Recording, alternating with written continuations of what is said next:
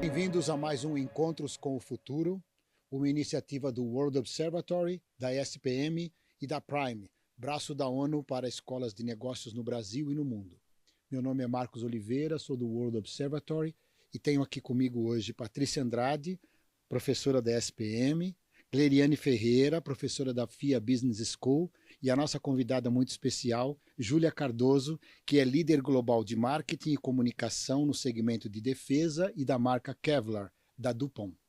Júlia, muito bem-vinda, muito obrigado pela presença aqui. Obrigada pelo convite, uma honra estar aqui com vocês hoje. Uma honra para nós também termos você aqui. A gente já vai entrar direto nos temas e o primeiro tema que eu gostaria de cobrir com você seria o seguinte: você é líder global de marketing, trabalhando numa empresa multinacional como a DuPont.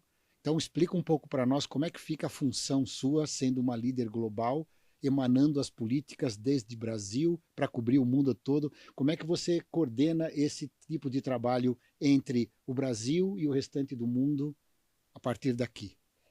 Eu acho que assim, nada acontece do dia para a noite, né? Então não é que eu, Júlia, virei, né, líder global de marketing e comunicações. Eu comecei como líder de marketing e comunicações para América Latina. Então fiquei nessa posição por uns 3 anos. E aí assim o meu papel se estendeu para Américas, ou seja, América do Norte, e América Latina, e aí assumindo no começo desse ano esse papel aí de responsabilidade global. Então a gente já tinha pessoas, né, Júlias em cada parte do mundo, então uma pessoa responsável pelo negócio também na Europa, uma pessoa na Ásia, e eu era responsável pela América Latina. Então eu acho que com essa experiência de América Latina, eu fui adquirindo mais conhecimento no negócio, uma dinâmica mais redonda com os próprios colegas de trabalho, e aí o próximo passo foi natural ser líder global. Então, aí uma honra, uma super responsabilidade e que eu curto muito, né? A gente estava até falando um pouco aqui antes de entrar. É um mercado super diferenciado, mercado, né, a gente chama de life protection, ou seja, proteção à vida. A gente está falando de produtos como coletes de proteção balística, carros, blindagens para carros. Então, assim, é um segmento bem diferente que a gente não está acostumada com isso. E e como eu disse, foi natural. Esse movimento aí foi natural de América Latina para global. Dentro da Dupont e dentro desse cargo e do cargo que eu já exercia de América Latina, a gente já tem uma interface, um relacionamento com todas as outras regiões. Então, eu acho que isso ajuda muito também, porque você vai falando com colegas de outras regiões, de outros negócios. Então, ajuda você ter uma visibilidade do mercado como um todo, ajudando aí, facilitando aí essa responsabilidade recente aí como global. Muito bem. Deixa eu só continuar nessa linha. A DuPont é uma empresa centenária, né? E muito inovadora, né? Como você comentou, existem outros núcleos, outros heads de categoria que estão em vários países diferentes, de maneira que isso cria um networking, vamos dizer assim, entre as pessoas para conversarem sobre as estratégias. Quer dizer, isso é uma estratégia da empresa de ter os líderes espalhados pelo mundo? Sim, sim, eu acho que assim, quando a gente fala, né, de marketing e comunicação global, a gente está falando da marca por si só, um posicionamento de marca, ou seja, tem que ter um alinhamento, esteja onde estiver, faz parte, tem que ter um conceito e todo um alinhamento. Quando a gente está falando das regiões diferenciadas, eu acho que cada região tem o seu público específico, o seu próprio mercado. Então, quando eu estava falando aqui do mercado de blindagens de veículos para uso civil, esse mercado só existe na América Latina. E é um mercado super forte. Não existe. Existe veículos blindados, obviamente, no mundo todo, mas para pessoas de cargos públicos, famosos, não existe para civis como a gente. Esse mercado só existe na América Latina. Então, já desde o começo, já tinha que adaptar, de certa forma, a estratégia de comunicação global para a América Latina, porque esse mercado só existia aqui, Onde né? está o mercado, né? Então, isso quando a gente está falando nesse caso de global de defense. Mas eu também sou responsável por outro negócio, como eu estava falando com você aqui um pouquinho antes da gente entrar, que é o mercado de personal protection, que são EPIs. Então, eu sou responsável pela América O Latina. que são as EPIs? Os EPIs são roupas de proteção para trabalhadores. Então, macacão, luva, todas essas proteções de trabalhadores, né? EPIs. Então, eu sou responsável pela América Latina e tenho uma pessoa responsável pelo global. Então, a gente fala, falei com ela hoje de manhã, a gente fala quase toda semana, conto o que eu estou fazendo aqui, ela conta o que está fazendo lá, e a gente tem sempre essa troca para ver o que ela está fazendo lá, como global, que a gente pode aproveitar aqui na América Latina, e também para garantir de que o que esteja fazendo na América Latina esteja dentro de um alinhamento global. Então, respondendo aí a sua pergunta de uma maneira um pouco mais extensa, sim, há um alinhamento, assim, com muita frequência de todos os times, de todas as regiões, para garantir que todo mundo esteja na mesma página. Mas a gente entende que cada região tem o seu mercado específico, tem o seu próprio, a sua própria maneira de comunicar. Então, por exemplo, para a Defense, a gente começou esse ano um Instagram de Kevlar, chama Blindagem Original. Imagina que nas outras regiões do mundo alguém ia ter um canal de comunicação, um Instagram. Para o Então, assim, consumidor, né? como assim, Júlio? Um Instagram e tal? Sim, porque no Brasil é o que todo mundo consome o tempo todo, entendeu? Então aí a gente viu e conseguiu defender isso para ter um canal prioritário de Instagram especificamente para o Brasil. Mas pode ser que, por exemplo, em outras regiões faça mais sentido uma participação numa feira, faça mais sentido um jantar com o cliente, enfim, eu acho que cada região tem aí as suas demandas específicas, seja tanto relacionado ao produto ou também com o público. Muito bem. Leiliane? A gente fica imaginando o tanto de desafios que você deve ter para enfrentar todos os dias, né? Porque pensar a América Latina já tem muitas diferenças. Imagina pensar globalmente. Mas ficando primeiro na América Latina, a gente tem aqui no Brasil, né? A gente tem a questão da diferença do idioma. Só o Brasil tem um idioma diferente do restante. Eu queria que você contasse um pouquinho como que é, né, atuar dentro desse contexto. Quanto é impactante para uma companhia onde você está ter o Brasil como único, né, que usa o português diante de todos os demais aí com o espanhol? Sim, é uma doideira. Tem dia que, assim, tem dia não, quase todos os dias é inglês, português, espanhol, inglês, português, espanhol. Então, assim, no começo dificulta bastante. No começo eu falava, nossa, sobrecarrega um pouco, porque, querendo ou não, é alguma coisa que você tem uma facilidade, mas ao mesmo tempo você está falando com uma pessoa que está em outro horário, que tem outra cultura, é outro idioma, e vocês têm que se entender. Mas isso é prática, eu acho que todo mundo cada vez mais vê o nosso país, vê a nossa região cada vez melhor. E a gente entende, eu acho que eu não vejo, não há desentendimentos ou nada assim, o pessoal entende que pode haver barreiras do idioma, mas acho que todo mundo se entende. A comunicação aí é sempre, é a alma do negócio, você vai conversando com os colegas de equipe, você vai adquirindo mais conhecimento, mais intimidade, todo mundo vai se entendendo. Mas inicialmente é uma sobrecarga aí. Estava até falando agora há pouco no almoço, porque a gente tem, sei lá, agência de relações públicas, por exemplo. Tem uma no Brasil, uma que cuida do México e uma nos Estados Unidos. Então, imagina lidar com 3 agências diferentes, para 3 mercados totalmente diferentes. Verdade. Então, acho que vale muito também de você. Não sei se seria humildade a palavra, mas sempre que eu tenho alguma ideia, por exemplo, para o México. Empatia, humildade, né? Eu entendo que eu preciso aprender mais. Então, eu chamo o time. Gente, para o negócio faz sentido? Faz, beleza. Chama os nossos parceiros lá, nossa agência de assessoria de imprensa, por exemplo. Gente, faz sentido? Qual seria o caminho? Então, a gente tem que entender que para as outras regiões tem que ter essa adaptação. Então, acho que vale da gente falar, olha, eu sou especialista, mas estou em outra área, estou em outra região, me ajuda. E aí a gente vai se entendendo e com o tempo você pega o jeito. Então, hoje em dia, quando eu vou fazer alguma ação no México, eu já tenho mais o jeito porque eu já fiz outras ações.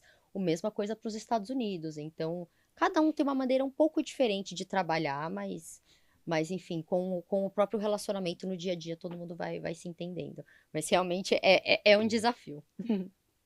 Patrícia? Eu queria aproveitar que você está falando disso, principalmente para quem está nos ouvindo aí que é mais jovem, né? Eu fico pensando nos alunos ouvindo, porque a grande maioria deles tem esse sonho de estar nesse lugar, né?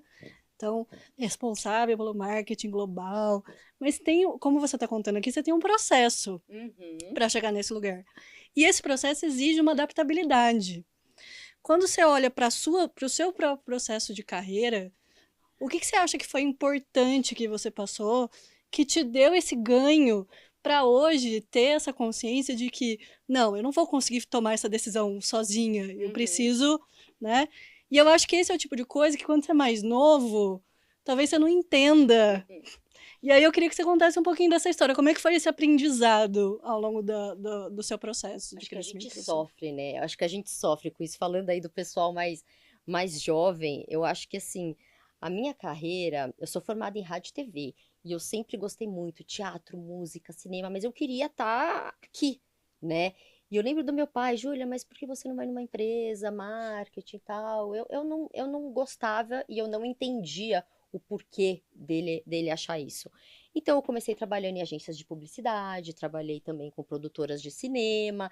Então, dentro do meu papel que eu tenho hoje, tá do outro lado e tá em funções diferentes. Então, em agência, por exemplo, eu fui produtora de conteúdo, eu fui atendimento. Então, eu coloquei a mão na massa em diversas posições. Então, isso ajudou bastante para hoje eu tomar as decisões estando numa empresa, sendo líder na hora de tomar decisões aí, na hora de decidir o caminho de uma comunicação de marca ou de alguma outra iniciativa. Eu acho que a gente tem que ter muita paciência.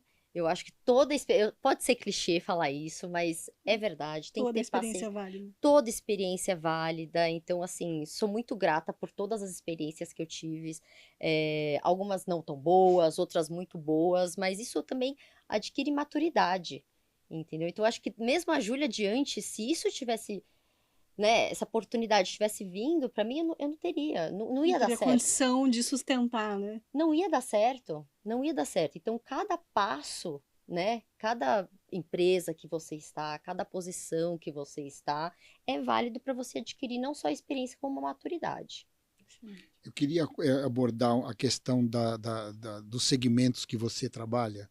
Por exemplo, a questão dos APIs, né? Uhum. Houve alguma evolução significativa depois, por exemplo, da pandemia? Vocês estão tendo um salto significativo na venda, no conceito de proteção que as pessoas têm que ter, no próprio conceito das empresas. Como é que isso funciona e como é que isso impacta nos negócios de vocês? Quer dizer, o mundo hoje é um mundo diferente, né, Júlia?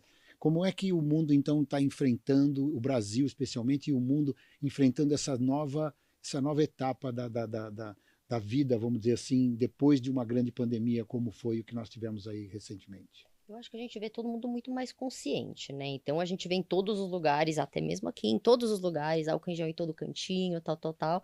Então eu acho que foi algo natural que aconteceu. Falando um pouco de EPI, voltando um pouco para um assunto que a gente está lidando aí recentemente, que eu achei muito interessante. A gente tem um prêmio da Dupont que chama Prêmio Dupont, que reconhece os usuários finais.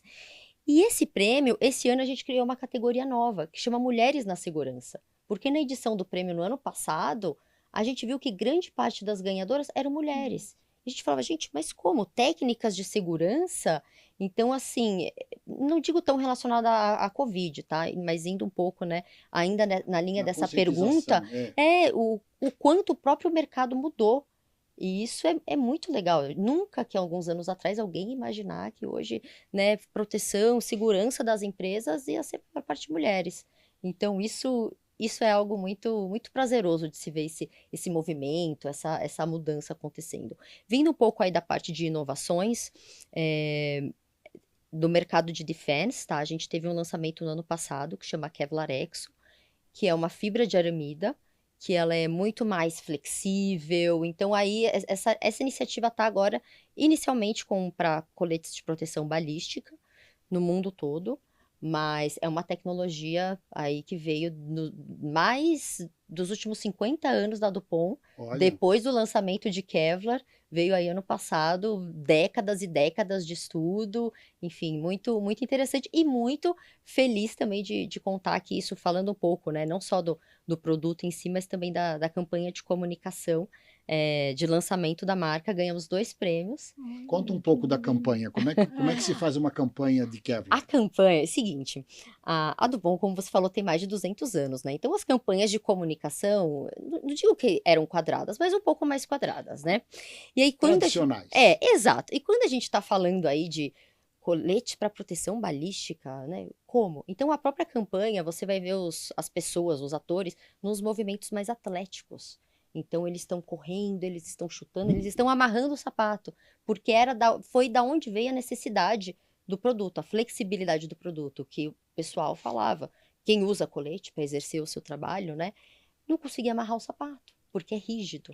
Então a gente fez uma campanha aí toda de movimentação, movimentos atléticos, tal, que a gente ganhou o F Award, e essa semana ficamos sabendo aí que ganhamos o B2B Elevation Award, 2 prêmios aí dos Estados Unidos da campanha de comunicação. Então, muito legal. Que bacana. Nossa. E esse concurso que você fez, essa das mulheres, como é que funcionou isso? Que você direcionou para as mulheres a questão da segurança. Conta um pouquinho para Esse nós. prêmio é super tradicional, chama Prêmio do POM. Ele já existe, nossa, faz mais de 12 anos por aí.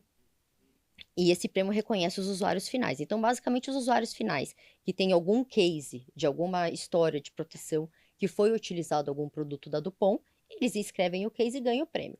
Dentro desse prêmio, tem algumas categorias complementares que a gente chama, que é a categoria de sustentabilidade, a categoria de estudantes e a categoria influenciador, que você pode inscrever seu case e pode mandar um vídeo contando o case e tal, e aí o vídeo vai subir no site e o que tiver mais likes ganha. E a gente viu na última edição que tinha essa oportunidade de ter um reconhecimento da mulher que fez a diferença no projeto. Então a gente acabamos de abrir, ainda não temos a ganhadora, acabamos de abrir o prêmio, tá rolando. Aguardem. Tá rolando. E aí é basicamente assim, você inscreve o seu case no prêmio, e aí a gente tem essa pergunta: tem alguma mulher que fez um diferencial nesse projeto? Alguém que você gostaria de reconhecer? Você pode, como mulher, você pode se auto-indicar, ou um homem pode indicar uma colega, ou uma mulher pode indicar uma colega também. Então, eu acho que aí, vamos ver como vai ser. Eu conto mais para vocês mais para frente. No final do ano, a gente vai ter esse resultado. Muito bom. Eu queria também comentar alguma coisa, perguntar para você sobre a tal da sustentabilidade. Como é que vocês estão enfrentando isso? Como é que vocês conversam lá dentro a respeito disso? A Dupont sendo uma empresa líder em vários setores, inclusive conceitualmente também, né? Precisa estar sempre à frente e quer estar, eu imagino. Então, como é que vocês estão tratando a sustentabilidade, a descarbonização, todos esses temas importantíssimos neste momento? Como que isso está sendo discutido dentro da empresa? Olha, eu diria que prioridade, de fato, prioridade. Todos os processos estão sendo revisados, então tudo para garantir aí estar de acordo com sustentabilidade, para produzir produtos que funcionem para os nossos clientes, mas que ao mesmo tempo estejam dentro desses, não diria padrões, mas desses requisitos aí de energia circular, de, que mais? Redução de carbono. Então, todos os produtos já estão sendo trabalhados atualmente, considerando isso, considerando a sustentabilidade, para garantir para o nosso cliente também, né, que ele possa trabalhar com produtos mais sustentáveis. E também eu acho que um exemplo muito interessante sobre isso é o nosso prédio da Dupont. O prédio é recente, fica aqui em Barueri, em Alphaville, tem cerca de 3 anos o prédio, e o prédio tem 3 certificados internacionais de sustentabilidade.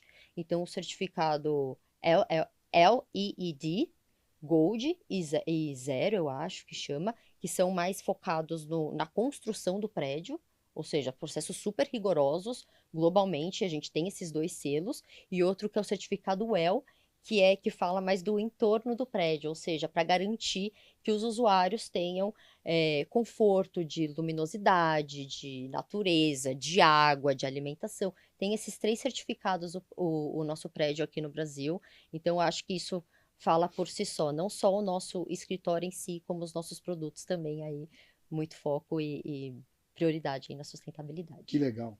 Liliane? Dentro do ESG, já que estamos falando de sustentabilidade, tem a questão social, que é muito importante, e tem a questão do empoderamento feminino também. Você, como mulher, eu queria te perguntar como é que são os seus pares dentro da companhia, como você é recebida, e como são as suas equipes, enfim, o que você enxerga para as mulheres, né, que estão estudando e que estão almejando cargos importantes, como é que você vê o espaço feminino dentro das organizações? Eu acho que ainda tem um longo caminho para percorrer, não vou falar que não, mas, assim, atualmente, hoje em dia, eu acho que os meus pares lidam muito bem, não vejo problema nenhum relacionado a isso, mas confesso que antes já sofri bastante com relação a isso. Eu acho que, dando um recado aí para as mulheres que estão aí estudando, vão pegar um mercado um pouco melhor, mas que com certeza vão ter aí alguns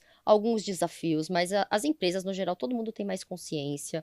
Eu não vejo, pelo menos no meu círculo de trabalho ou no meu círculo social, algo grave. Uhum. Eu acho que a gente é um trabalho constante, a gente tem que estar sempre, né, se provando, contribuindo com essa consciência, Uhum. mas não acho que vamos sofrer mais coisas tão graves como já sofremos Que antes. bom, que bom. Também concordo. Que Gosto bom. de ter um pensamento positivo também, É né? É verdade, importante. tem que ser Claro. otimista, Não né? custa nada, tem Não, que se claro. posicionar, mas tem que ter um pouco de pensamento É positivo verdade. também.